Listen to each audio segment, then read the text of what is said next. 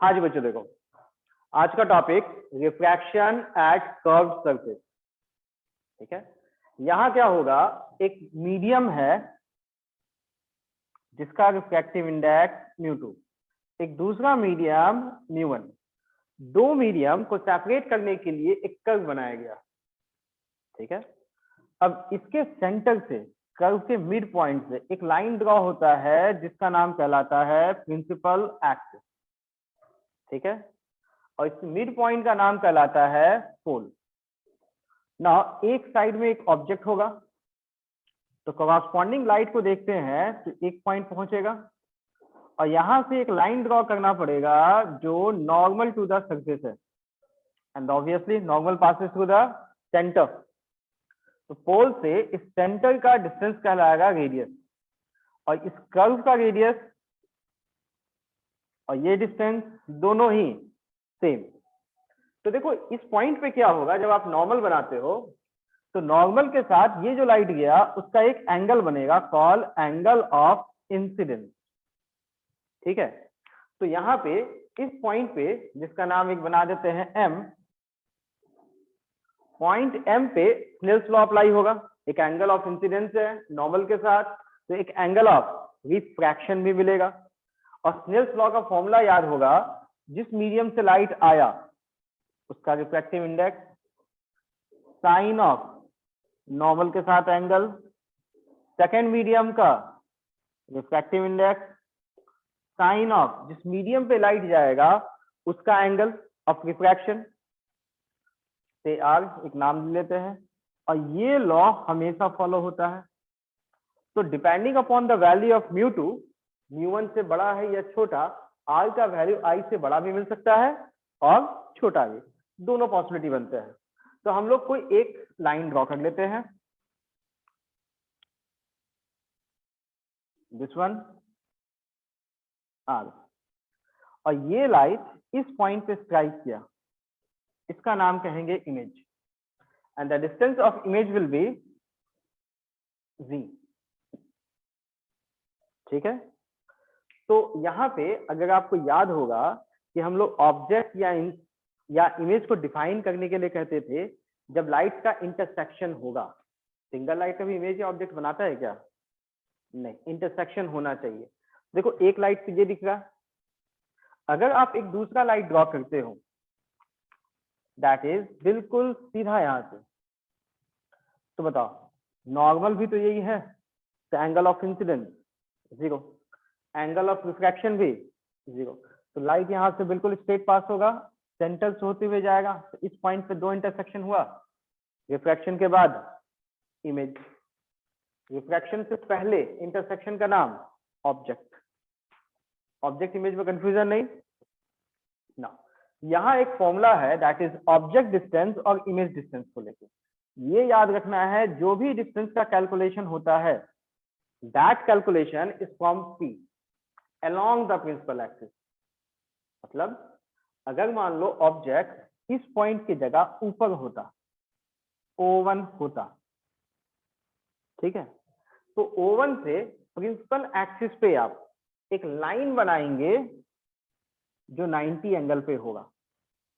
ठीक है, तो इस डिस्टेंस का नाम U बनाएंगे। ऐसा नहीं, पोल से O1 को ज्वाइन करता हुआ ये जो लाइन मिलेगा, इस लाइन का लेंथ, पेन का लेंथ जो मिला उसका नाम U बना देंगे, कभी नहीं। U जो होगा हमेशा along प्रिंसिपल एक्सिस। अगर ऑब्जेक्ट प्रिंसिपल एक्सिस पे नहीं है, थोड़ा ऊपर या नीचे है, तो आप एक लाइन बनाएंगे जो प्रिंसिपल एक्सिस पे परपेंडिकुलर फॉल किया। तो जिस पॉइंट पे फॉल किया उस पॉइंट से P का डिस्टेंस का नाम U कहलाएगा। This thing clear now?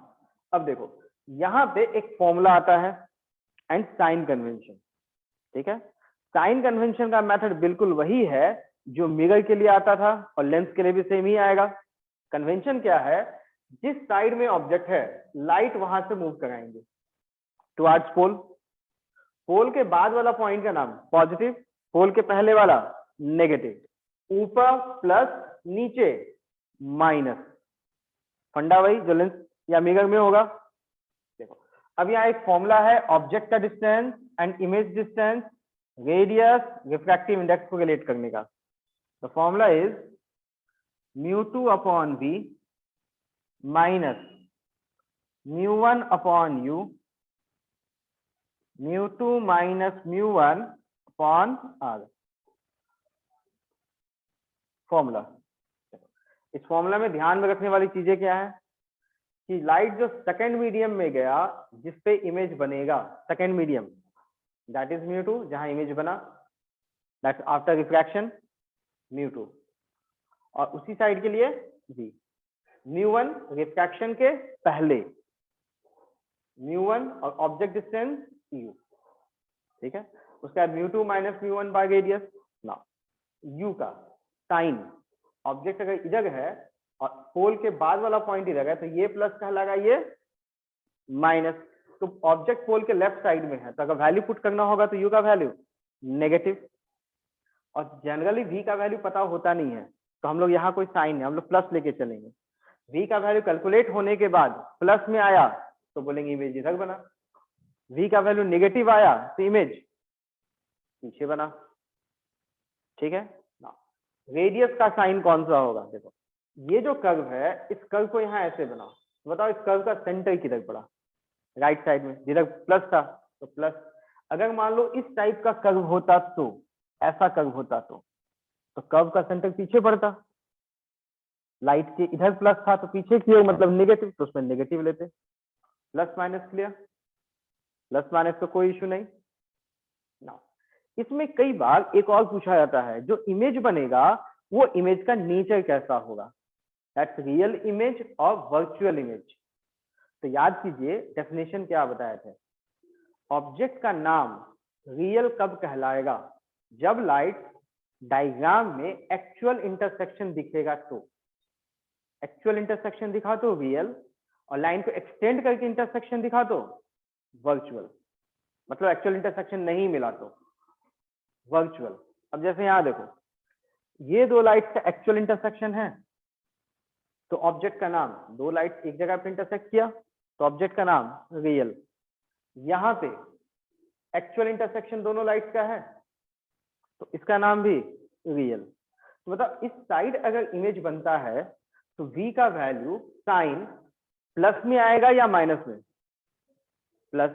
But suppose calculation के बाद v का वैल्यू नेगेटिव आ गया, कैलकुलेशन के बाद v का वैल्यू पॉजिटिव नेगेटिव दोनों आ सकता है। सपोज v का वैल्यू नेगेटिव आ गया तो इसका मतलब डायग्राम कैसे होना चाहिए था?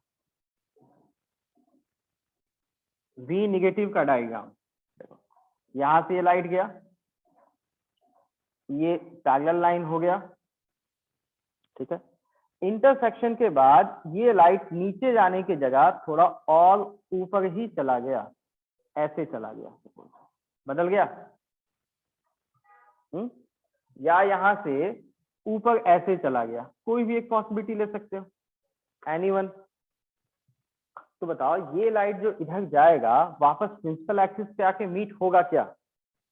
नहीं। तो अगर इस लाइन को आप एक्सटेंड करते हैं तो इस पोजीशन का नाम इमेज कहना चाहिए। और ये पोल के कौन से साइड में है, राइट साइड में या लेफ्ट साइड में? लेफ्ट साइड में।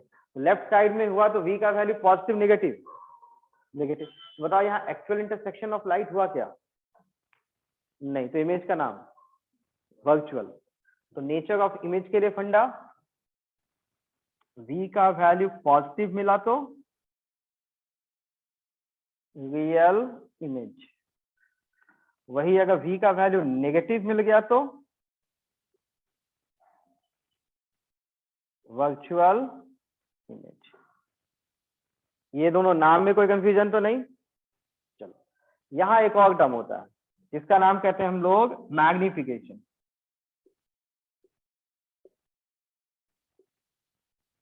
सिंबल स्मॉल m से डिफाइन करते हैं। तो डेफिनेशन के अकॉर्डिंग मैग्निफिकेशन कहलाता है height of image upon height of object. ये है फॉर्मूला, ठीक है। अब कैलकुलेशन भी ये फॉर्मूला जब हम लोग कैलकुलेट करते हैं, then it is μ1 v upon μ2 u, ये फॉर्मूला मिलता है। μ1 v अपॉन μ2 u, और साइन यहाँ पे प्लस रहता है। मिरर में याद है फॉर्मूला क्या था? Minus of v by u, minus of v by u mirror के केस में, स्फेरिकल मिरर में। तो यहाँ पे माइनस साइन नहीं रहता है, सिर्फ मिरर में निगेटिव होता है, बाकी सब में पॉजिटिव। लेंस में ही मैग्निफिकेशन निकालेंगे, that will be positive. Negative value is only for mirror, ठीक है। और ये फॉर्मूला होता है, ये दो फॉर्मूला आपको याद रखना पड़ेगा कैलकुलेशन के लिए, एक मैग्निफिकेशन का फॉर्मूला और दूसरा एक इक्वेशन, ठीक है। अब हम लोग क्या करेंगे, कुछ सिचुएशंस देखेंगे, उसके अकॉर्डिंग साइन कन्वेंशन के अकॉर्डिंग म्यू1 म्यू2 सबका वैल्यू चुनेंगे, और इससे बेस कैसे कैसे क्वेश्चंस आते हैं, जो भी न्यूमेरिकल्स आएंगे उन सबको एनालाइज करेंगे। Got it? चलो तो पहला क्वेश्चन से स्टार्ट करते हैं हम लोग।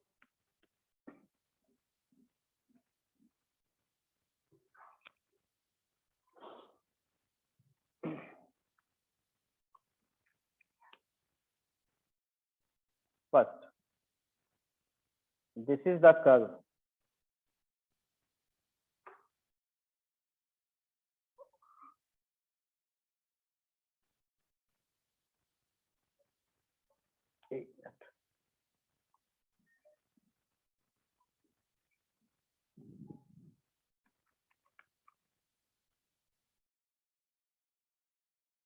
एक कर्व है, radius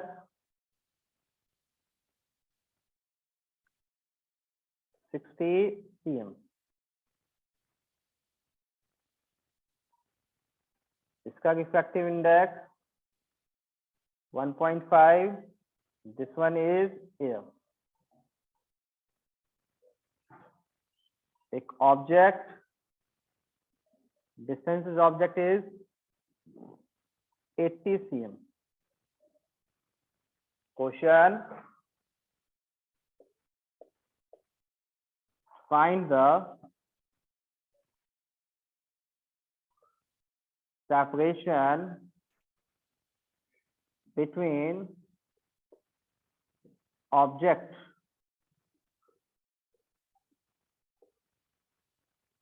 and its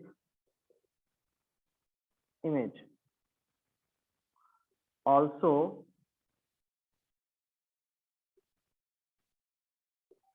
comment upon the nature of image. ठीक है, ऐसा क्वेश्चन रहेगा। पहले क्वेश्चन नोट कीजिए, सॉल्व करना उसके बाद सीखते हैं हम लोग।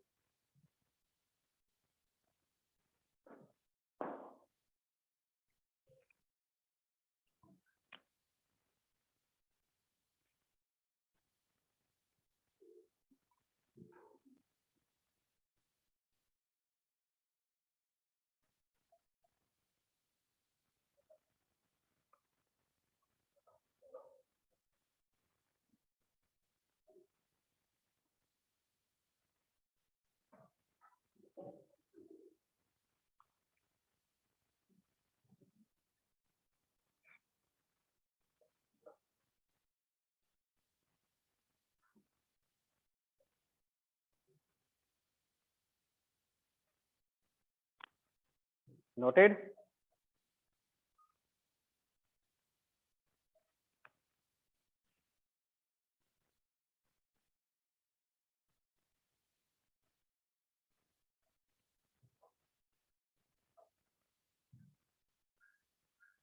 देखो, सॉल्व करने से पहले, ठीक है, यहाँ एक छोटा सा पार्ट पूछा गया, comment upon nature of image, ठीक है।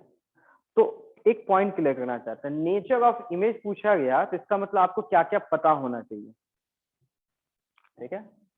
सॉल्व करने से पहले नेचर ऑफ इमेज पूछने का मतलब,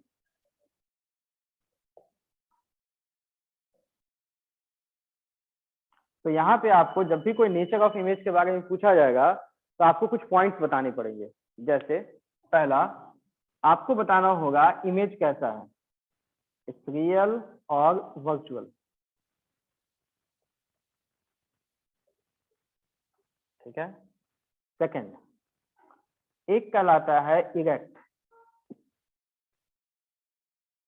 और इन्वर्टेड, इसका मतलब इरेक्ट मीन्स अगर ऑब्जेक्ट ऊपर रखा गया है तो इमेज भी ऊपर ही दिखेगा। इन्वर्टेड मीन्स ऑब्जेक्ट ऊपर तो उसका इमेज नीचे, अपोजिट हो गया। अपोजिट हो गया मीन्स इन्वर्टेड। ठीक है,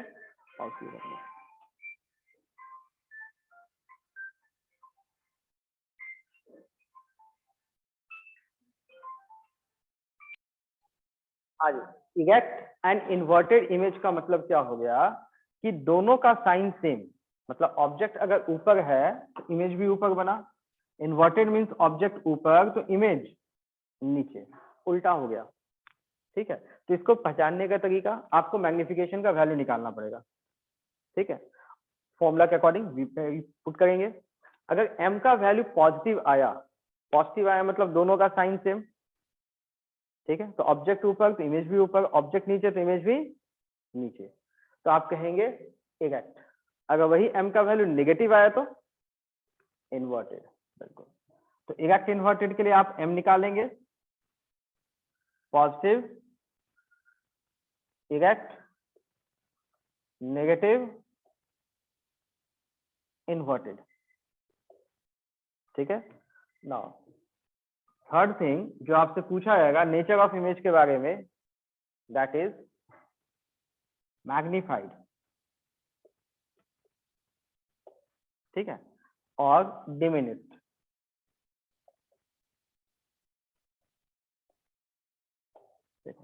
इन दोनों में से आपको कोई एक बताना पड़ता है, इमेज मैग्नीफाइड बना है या डिमिनिश्ड बना है। ठीक है, तो इसको पता करने का तरीका क्या है कि मैग्निफिकेशन का फिर से वैल्यू निकालना पड़ेगा। ठीक है, और ये m का मॉड लेंगे। मॉड क्यों? It could be positive, it could be negative. तो m का मैग्नीट्यूड अगर 1 से बड़ा है तो देखो ये वैल्यू 1 से बड़ा है तो height of image height of object से बड़ा होगा, क्योंकि height of object into, suppose ये 2 आया तो 2 times height of object, image का हाइट तो बड़ा ही हो जाएगा 1 से बड़ा हुआ तो m इज greater than 1, then it's called magnified. वही second possibility, magnitude of m less than 1 हुआ तो डिमिनिश्ड। डिमिनिश्ड मीन्स छोटा हो गया। सपोज दिस वैल्यू इज 0.5, 0.5, 0.5 इज 1/2, तो height of image equal to h0/2, object का हाइट का हाफ, तो हाफ हो गया तो ऑब्वियसली छोटा ही हो गया ना। डिमिनिश्ड कब?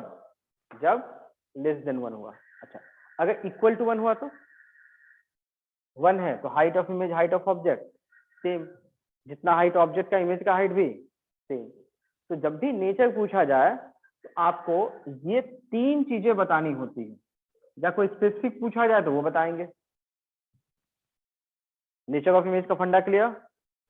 ठीक है, तो पहले ये नेचर लिख लीजिए क्या क्या होता है साइड में कहीं पे, अब उसके बाद हम लोग क्वेश्चन सॉल्व करते हैं। ठीक है,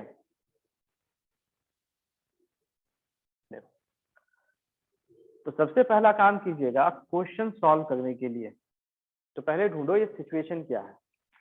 लाइट एक मीडियम से दूसरे मीडियम में गया, दैट्स रिफ्रैक्शन। और यहाँ पे सरफेस कैसा है, फ्लैट सरफेस है या कर्व? कर्व, पहचान लेंगे। अब जब भी ये दोनों मिल जाए और देखेंगे ऑब्जेक्ट दिया है, इमेज निकालना है, that means this formula has to be use. तो सबसे पहला काम जो फॉर्मूला यूज होना है उसको लिख लो।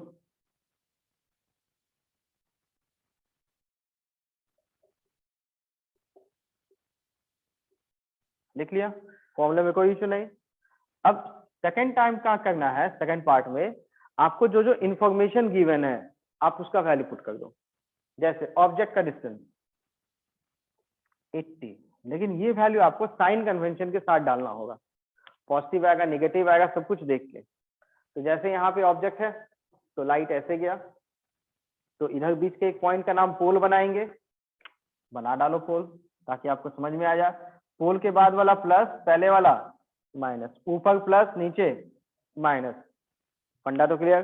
तो बताओ पोल के ऑब्जेक्ट कौन साइड में, लेफ्ट साइड में, तो यू का वैल्यू +80 और -80, -80, बिल्कुल सही। अब उसके बाद v का वैल्यू तो कैलकुलेट करना है, तो जो कैलकुलेट करना है उसको पॉजिटिव में ही छोड़ दो। अपने आप साइन के साथ आएगा ना। उसके बाद देखो μ1 μ2, तो जिस मीडियम से लाइट आया वो फर्स्ट मीडियम, जिस पे गया वो सेकंड। तो यहाँ बताइए फर्स्ट मीडियम कौन सा है? क्या लाइट तो यहाँ से आएगा 1.5।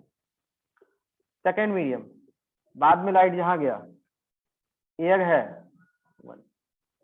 and the lastly radius का वैल्यू given as 60 प्लस और माइनस।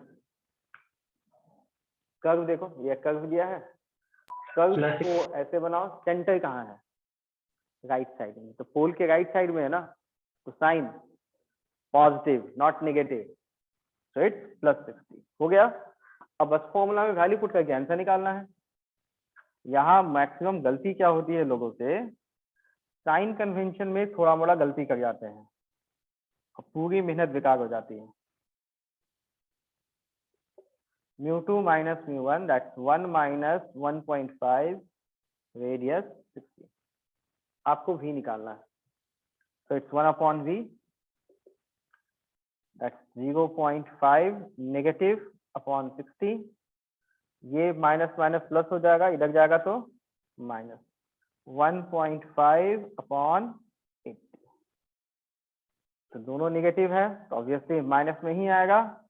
सॉल्व कीजिए और मुझे बताइए कितना आएगा।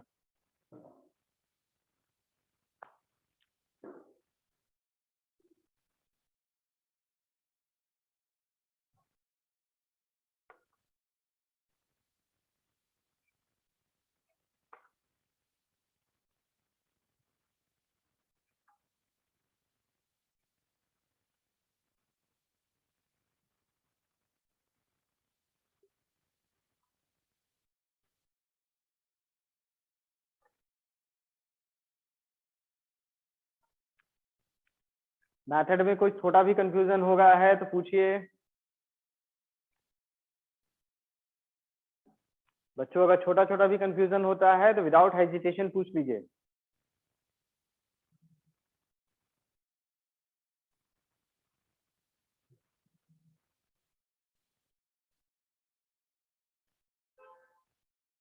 चलो देखो 80 60 एलसीएम -96। 8 और 6 एलसीएम 48। चलो 6 को कितने टाइम्स मल्टीप्लाई करना पड़ेगा? 48। 8 को 6 टाइम्स, तो 0.5 इज 1/2 into 8, that's 4 minus 4 is 3/2 या 1.6 1.5 into 6, 3/2 into 6 that's 9, that is -4 minus 9 minus 13 upon 480, that's 1/v। तो फाइनली यहां से v का वैल्यू क्या मिल जाएगा?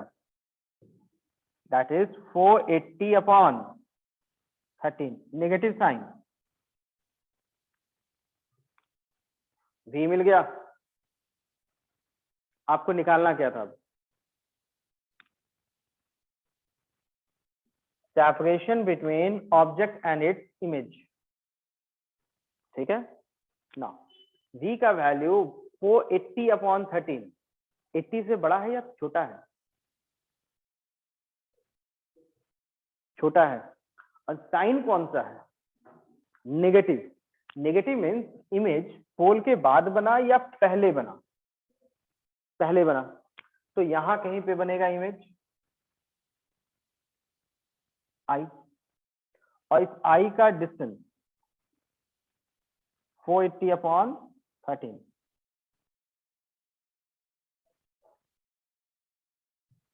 ठीक है। चलो अब आपका आंसर क्या होगा? आंसर में निकालना क्या था आपको? पी आई निकालना था या ओ आई निकालना है? Object and image, that is 80 minus 480 upon 13, mod इससे लगा गए हैं बिकॉज नेगेटिव आएगा तो भी पॉजिटिव कर लेना है, अगर आप ध्यान नहीं भी दिए तो भी। क्योंकि डिस्टेंस निकालना है, it can not be negative, तो पहला तो हो जाएगा। सेकंड, नेचर के बारे में कैसे पता चलेगा? मैग्निफिकेशन से। नेचर के बारे में पता कैसे चलेगा? मैग्निफिकेशन से।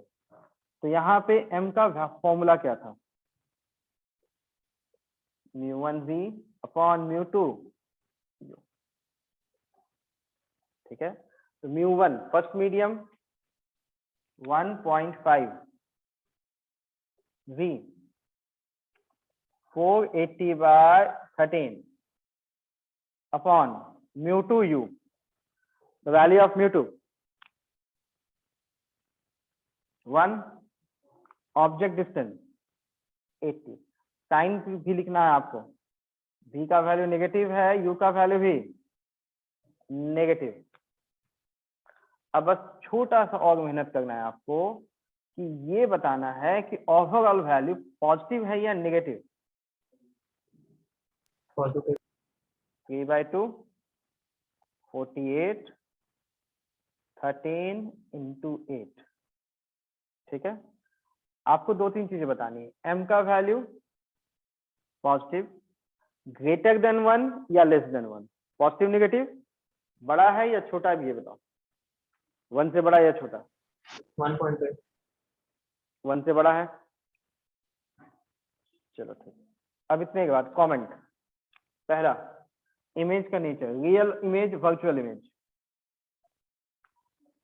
पीछे बनाना, ऑब्वियसली वर्चुअल।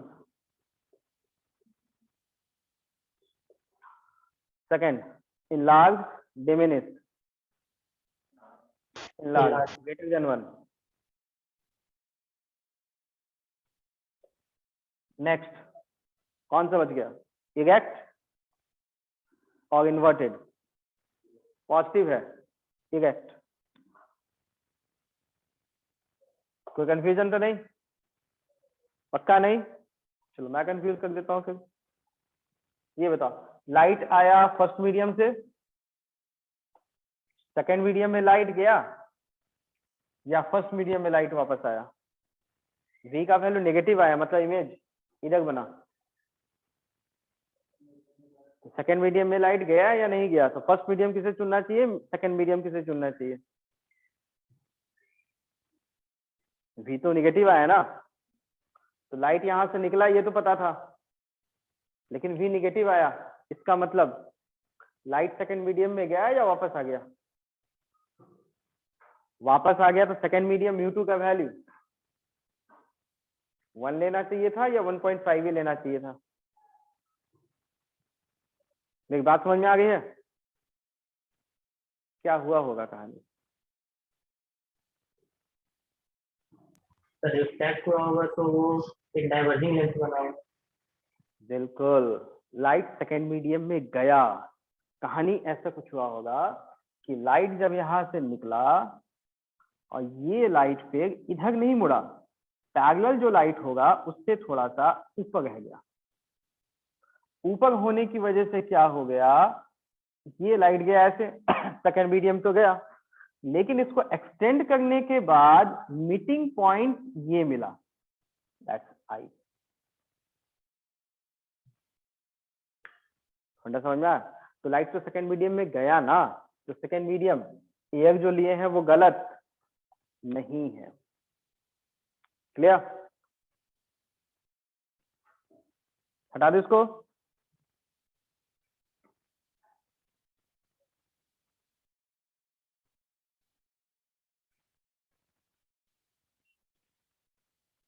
देखो, एग्जैक्ट फॉर्मूला बेस्ड क्वेश्चंस कैसे बनेगा वो तो समझ में आ गया।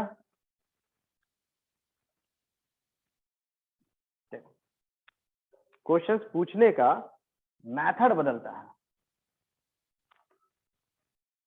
ऐसा क्वेश्चन रहता है,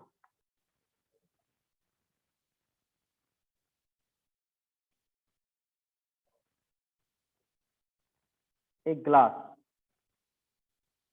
हैविंग रिफ्रैक्टिव इंडेक्स 1.5, सेंटर, इसका एक रेडियस 100 cm, ग्लास स्फीयर है, ठीक है।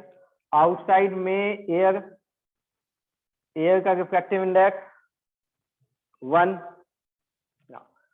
अब ये है डायमीटर और यहाँ पे एक पॉइंट का नाम P है and P is given the name black spot. Black colour का कोई स्पॉट है दाग अंदर, ठीक है। अब ये ब्लैक स्पॉट को देखने के लिए इस साइड से एक फंक्शन देखने की कोशिश किया, ठीक है। E1 I1 और एक इस साइड से आघात में देखा, एयर से ही, इसके आई का नाम E2। तो बताओ दोनों को ये डिस्टेंस क्या एग्जैक्टली वही दिखाई देगा या डिस्टेंस अलग दिखाई देगा? इस आदमी को आई को ये डिस्टेंस क्या 50 cm दिखाई देगा? 100 है ये 50, तो ये भी 50 होना चाहिए ना। तो इस वाले आदमी को स्पॉट का डिस्टेंस जो दिखाई देगा क्या वो 50 दिखाई देगा, 50 से कम दिखाई देगा या 50 से ज्यादा दिखाई देगा?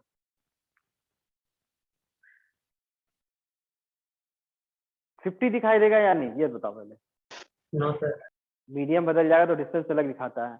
लास्ट क्लास में पढ़े थे ना रियल डेप्थ, एप्रेंट डेप्थ। हम लोग हवा में से पानी के अंदर देखते हैं तो पानी का हाइट वही होता है या बदल जाता है? अलग बदल जाता है ना। तो यहाँ से मीडियम बदल गया तो डिस्टेंस भी बदल जाएगा। तो क्वेश्चन में आपको निकालना है find the distance of P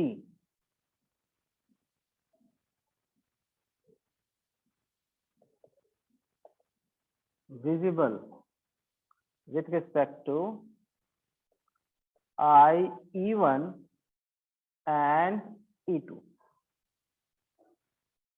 question I think clear.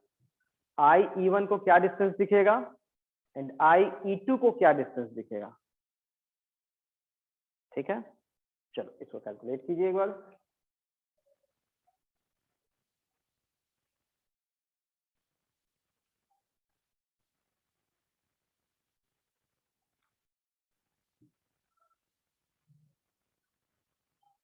पहले क्वेश्चन नोट कर लीजिए, देयर आफ्टर हम लोग आगे देखते हैं।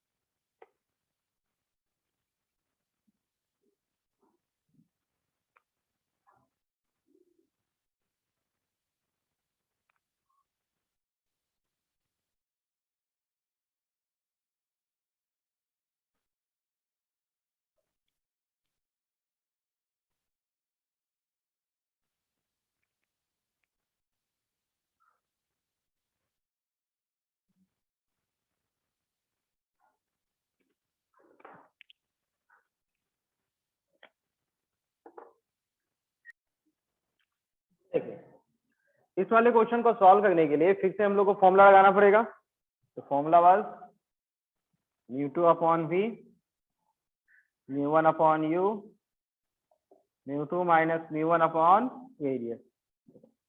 एक एक E1 के लिए, फर्स्ट आई के लिए ऑब्जेक्ट ये डिस्टेंस 100, 50 तो ये भी 50, ठीक है। Second medium, first medium, radius, ये सारे वैल्यू पुट करना है, ठीक है।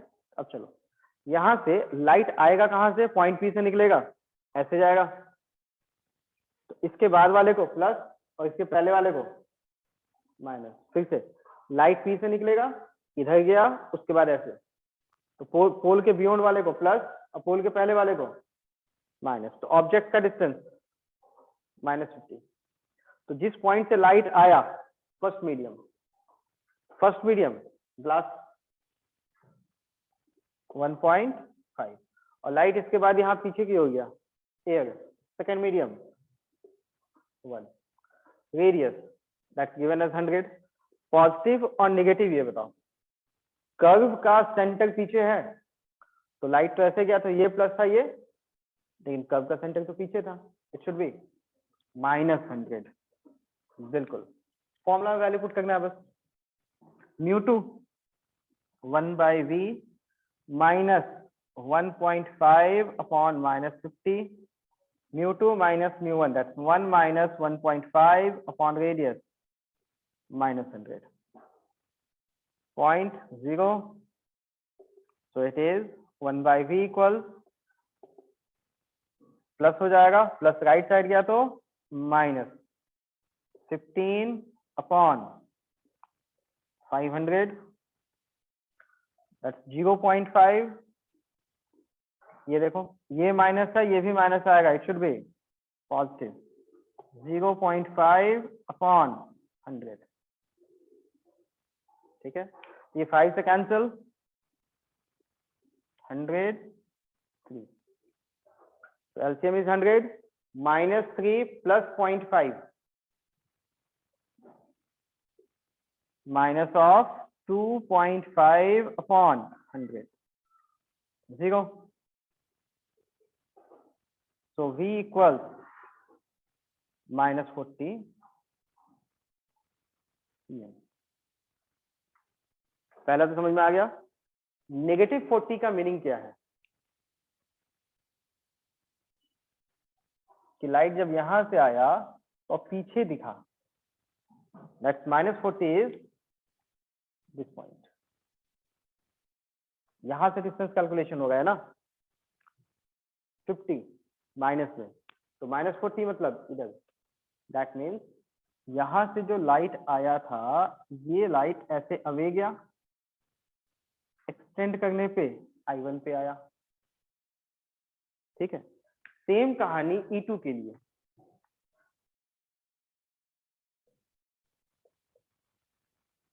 U V कैलकुलेट करना है, μ1 μ2 रेडियस। चलिए ये वैल्यू पुट कीजिए। ठीक है, ये बताओ ऑब्जेक्ट डिस्टेंस E2 से P का डिस्टेंस 100 प्लस 50 150। चलिए साइन कन्वेंशन पे आते हैं। तो देखो लाइट यहाँ P से जाएगा E2 के पास, उसके बाद बाहर निकलेगा। तो लाइट यहां से गया E2, उसके बाद आगे, तो इस साइड प्लस, पहले वाला माइनस। तो ऑब्जेक्ट कहाँ है? पीछे ही है ना, तो ऑब्जेक्ट का डिस्टेंस माइनस V तो निकालना है। फर्स्ट मीडियम लाइट तो यहां से गया, तो distance 1.5। Second medium air, refractive radius का वैल्यू प्लस और -100 ये बताना है। लाइट तो यहाँ पोल बनेगा, कर्व का सेंटर पीछे की ओर है, तो it should be negative. Sign में कोई कंफ्यूजन नहीं। चलो वैल्यू फॉर्मूला में μ2/v, that's 1 upon v minus μ1 1.5 by object distance -150, μ2 minus μ1, that's 1 minus 1.5 upon radius -100। ठीक है, अब 1 अपॉन v का वैल्यू, पॉइंट है 0 आएगा 1500। ठीक है, तो v माइनस माइनस प्लस, इस साइड गया तो -1 upon 100, and this one minus minus again plus 1 upon 0.5 upon 100, that's 0.5। ठीक है, तो -1 प्लस 0.5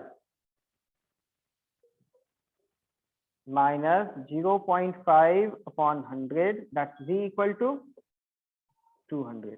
साइन नेगेटिव। ठीक है, तो इसका मतलब ये लाइट के बारे में अगर पूछा जाए ये कैसा गया, तो देखो v के वैल्यू में तो कोई कंफ्यूजन नहीं, वैल्यू में कोई कंफ्यूजन नहीं।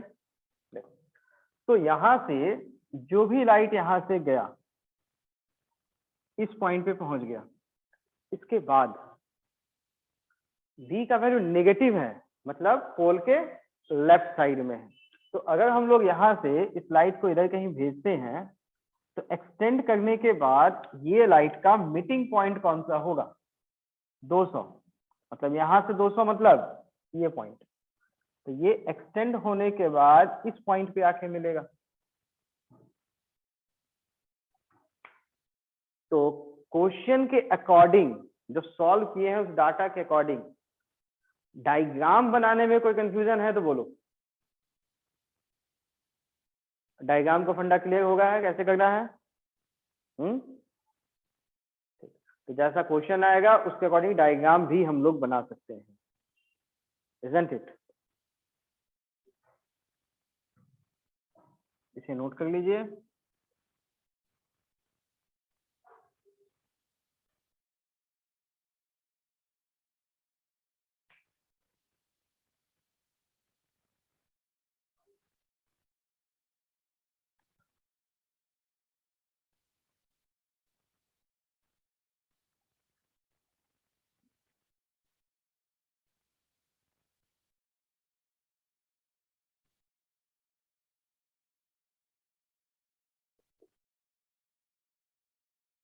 ग्लास म्यू इक्वल टू 1.5,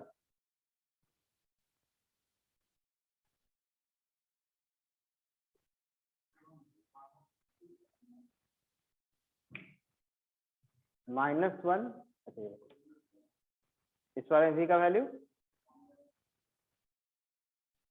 ये ठीक है, -3 प्लस 0.5 -2.5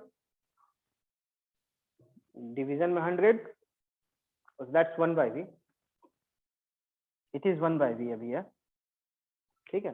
तो पॉइंट हटेगा तो फिर 0 आएगा, 25 4 टाइम्स 100, एक और 0 बचेगा नेगेटिव।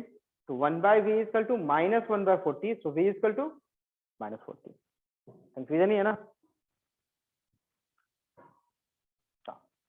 इस कर्व के रेडियस का वैल्यू है 100 cm, दिस वन इज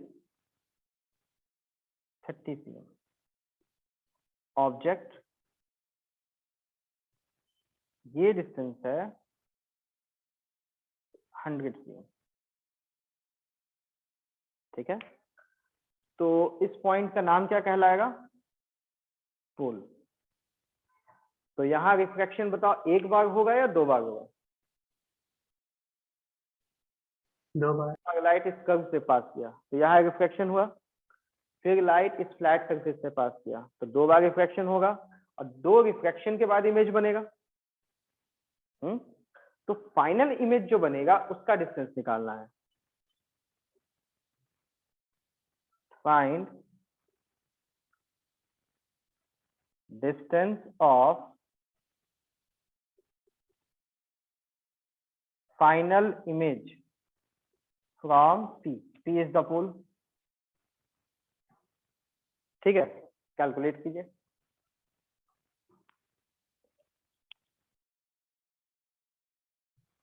इधर वाले को हटा दें।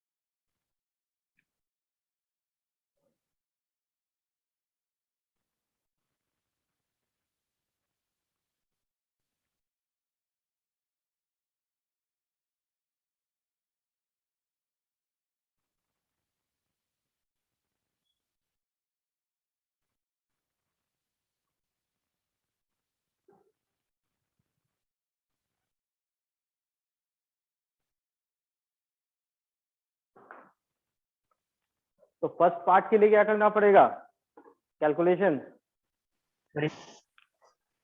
देखिए इस वाले में फॉर्मूला बेस्ड ही है, जैसे देख के ही लगा था। तो यहाँ पे दो पार्ट होगा, एक का नाम P1 बना देते हैं, सेकंड का नाम P2। दो जगह रिफ्रैक्शन होगा, एक P1 के अकॉर्डिंग, एक P2 के अकॉर्डिंग। तो first according to P1,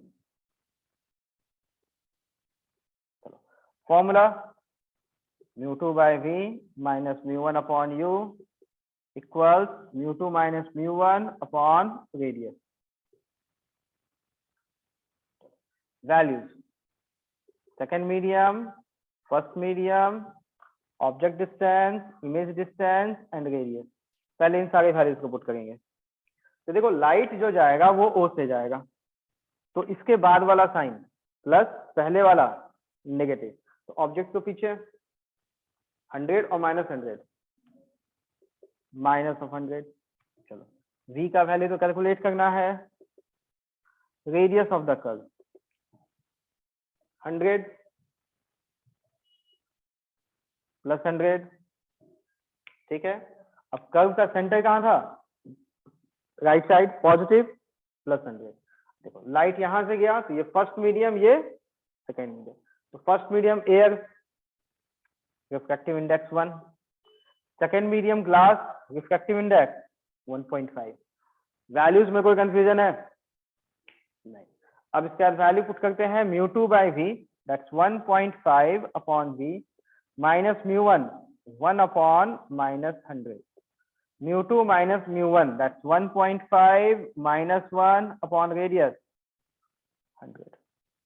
minus minus plus हो जाएगा, that's 1.5 upon V is equal to 1.5 minus 1 0.5 by 100। ये देखो दोनों माइनस माइनस प्लस, प्लस रह गया तो माइनस ऑफ 1 अपॉन 100। तो -1 प्लस 0.5 -0.5, दैट इज -0.5 अपॉन 100। और ये क्या है 1.5 बाई V, तो यहां से डायरेक्टली V का कैलकुलेशन, ये ऊपर आ जाएगा 1.5, ये ऊपर वाला नीचे आएगा 0.5, नीचे वाला पार्ट ऊपर आ जाएगा इंटू 100, दोनों point cancel, 5 3, V is equal to 300। Plus और माइनस, ये माइनस आएगा ना, तो यहां भी साइन माइनस, अगेन माइनस, ठीक है। -100 का मतलब क्या है कि इमेज बना यहां पीछे,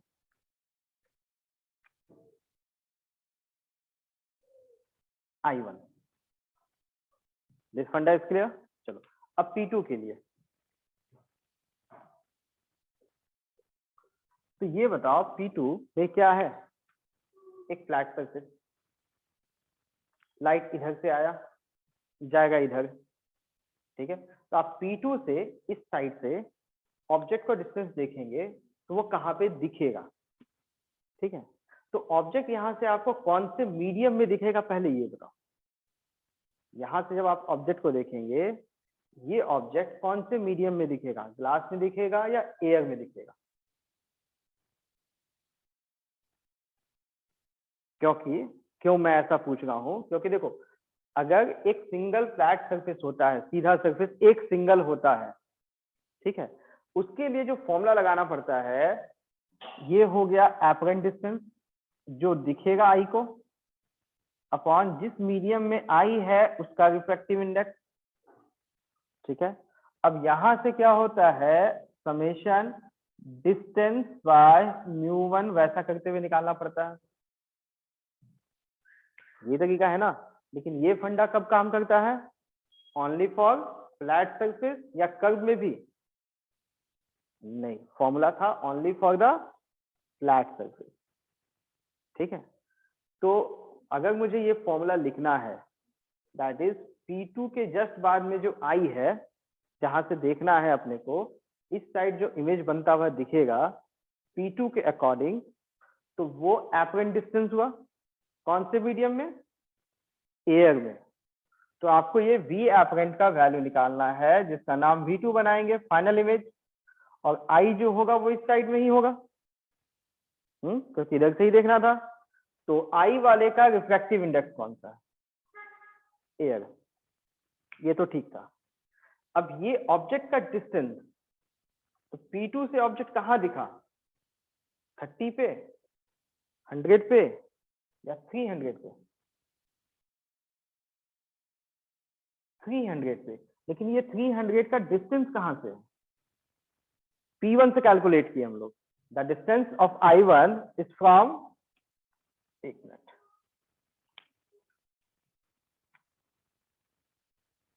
I1, तो I1 जो है वो O के पीछे है, और I1 का जो डिस्टेंस है दैट इज 300। नेगेटिव मीन्स पीछे ना, यहाँ पे वो बना देते हैं, ठीक है, दोनों अलग अलग दिख गया। चलो, तो अपने को जो डिस्टेंस लिखना है वो कौन सा लिखना होगा, वो मैं पूछ रहा हूँ। ये 300 और ये 30 मिला के 330। तो 330 के लिए जो मीडियम लेना पड़ेगा, ग्लास का लेना पड़ेगा, या फिर ग्लास का 30 लेना पड़ेगा। 30 बाय ग्लास का रिफ्रैक्टिव इंडेक्स, बचा हुआ 300 बाय एयर का रिफ्रैक्टिव इंडेक्स। क्या करना पड़ेगा? पहले 30 बाय 1.5, उसके बाद 300 बाय 1। गलत हो जाएगा। क्यों गलत होगा? अब थोड़ा यहाँ भी समझो। इसको समझना है तो आपको थोड़ा सा डायग्राम के फॉर्म में सोचना पड़ेगा, ठीक है? तो वहां से सारे फंडे क्लियर हो जाते हैं। देखो यहाँ क्या आएगा कि लाइट इस पॉइंट से निकला, ओ से, ये लाइट गया। अब इसके बाद इधर तो लाइट बेंड नहीं किया क्योंकि इमेज पीछे बना है, तो ये थोड़ा सा ऊपर की ओर गया, ठीक है? अब ये जो लाइट यहां से गया, इसको पीछे एक्सटेंड करते हैं, तो एक्सटेंशन के बाद मीटिंग पॉइंट कौन सा रहा? I1, ठीक है? और फिर ये लाइट यहां से फिर दूसरे मीडियम में गया, दैट्स P2 वाली कहानी।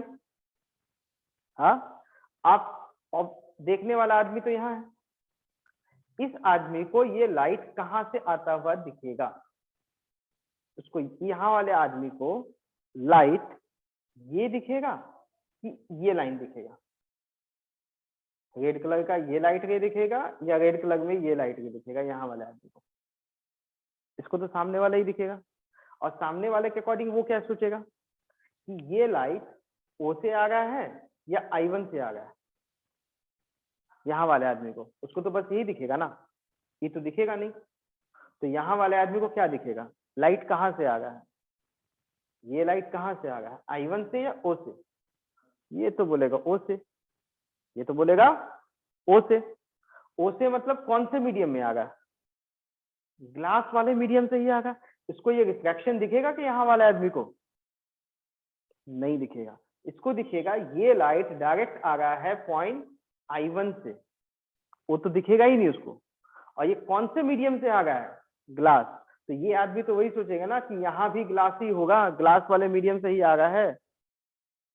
तो हम लोग यहाँ जो डिस्टेंस निकालेंगे, जो डिस्टेंस लेंगे, वो यहाँ से यहाँ तक का टोटल डिस्टेंस लेंगे, जो इसको दिखा, दैट इज 30 प्लस 300, दैट 330,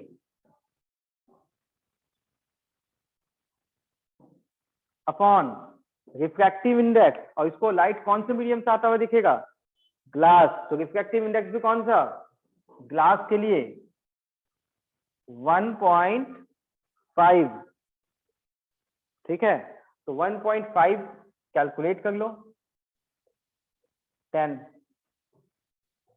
5, 3, 5, 2, 3 है तो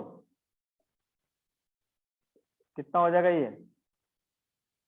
220 cm। इसका मीनिंग क्या हुआ रे डायग्राम के अकॉर्डिंग?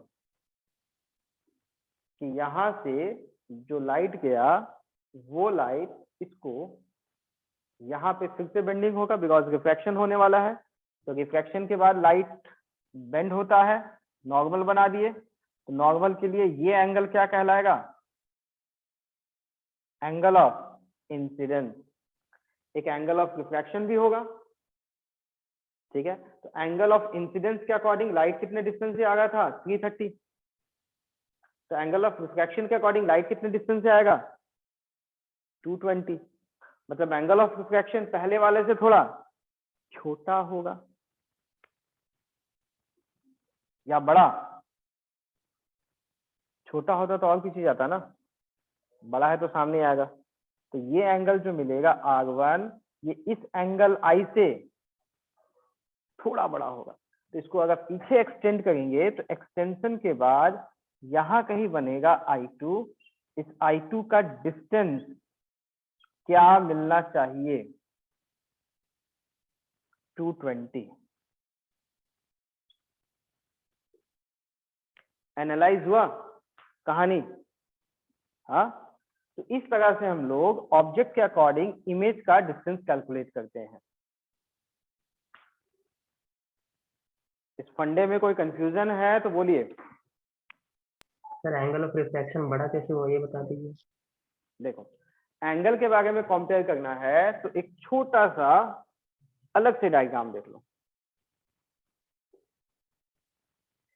ठीक है। ये सीधा लाइन, ठीक है। यहां पे लाइट ऐसे आया 30 एंगल पे, तो 30 पे जो लाइट आएगा उसको पीछे लेके जाएंगे तो यहाँ कोई I1 होगा।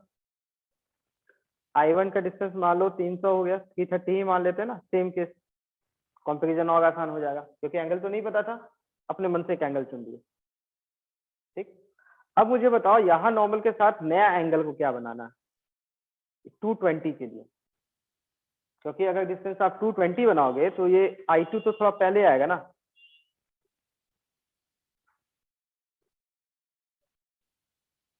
थोड़ा तो पहले ही आएगा। तो यहां से जब लाइट लेके जाओगे तो ऐसे जाना चाहिए था लाइट ना। अब देख के क्या लगा है, ये ब्लू कलर का जो एंगल है वो 30 से बड़ा है या 30 से छोटा है, बड़ा ही है, बड़ा। ठीक।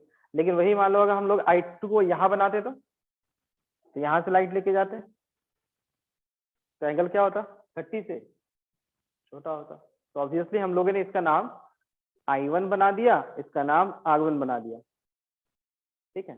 तो अगर I2 का डिस्टेंस छोटा है that means R1 is greater then I1। ये तो आसानी से कंपैरिजन हो ही जाएगा। कोई कंफ्यूजन है तो पूछिए अभी।